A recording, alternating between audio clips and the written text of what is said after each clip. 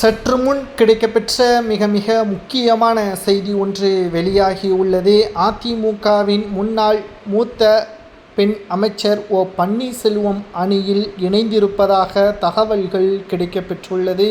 கிட்டத்தட்ட பெருவாரியான தொண்டர்களும் நிர்வாகிகளும் எடப்பாடி பழனிசாமிற்கு எதிராக செங்கோட்டையன் அவர்கள் செய்தியாளர்களை சந்தித்ததற்கு பிறகு ஓபிஎஸ் அணியில் பலரும் இணைந்து வருகிறார்கள்.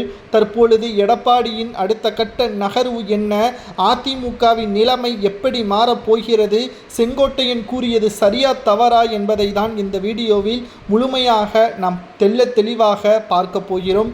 இதை பற்றி உங்களது கருத்துக்களை மட்டும் மறக்காம கமெண்ட் வாயிலாக கூறுங்கள்.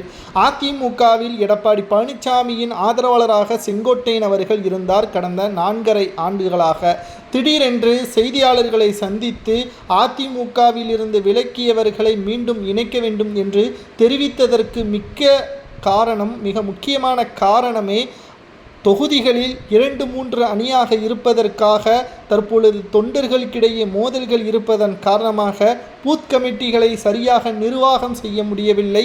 தொண்டர்களிடம் சமாதானப்படுத்த முயற்சியிலும் ஈடுபட முடியவில்லை. அவர்கள் ஓபிஎஸ்ஸின் ஆதரவாளர்கள் என்றும் சசிகலாவின் ஆதரவாளர்கள் என்றும் பிரிந்து கிடப்பதால் மக்களை சந்திக்க முடியாமல் இருப்பதால் எடப்பாடி பழனிசாமியிடம் பலமுறை நாங்கள் கூறிவிட்டோம். ஆனால் தேர்தலும் நெருங்கிவிட்டது. எடப்பாடி இதற்கு எந்த ஒரு விஷயமையும் காது கொடுத்து வாங்குவதாகவும் அதற்கு தீர்மானங்களையும் நிறைவேற்றாமலும் இருக்கிறார்.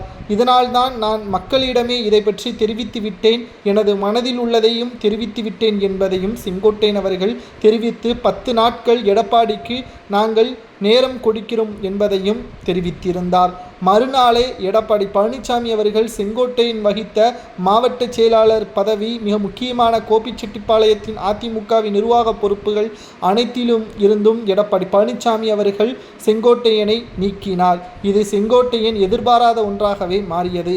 சரி, எடப்பாடியின் நோக்கம் என்ன என்று பார்க்கும் பொழுது, அதிமுகவில் இருந்து விலக்கியவர்களை மீண்டும் இணைத்தால் தங்களது அதிகாரம் பறிபோகிவிடும் என்ற காரணத்தினால் தற்பொழுது இந்த முடிவை எடுத்திருக்கிறார். இதனால் செங்கோட்டையனுக்கு ஆதரவாக இருந்த மூத்த முன்னாள் அமைச்சரையும் தற்பொழுது பதவியிலிருந்து நீக்கியுள்ளார் எடப்பாடி பழனிசாமி.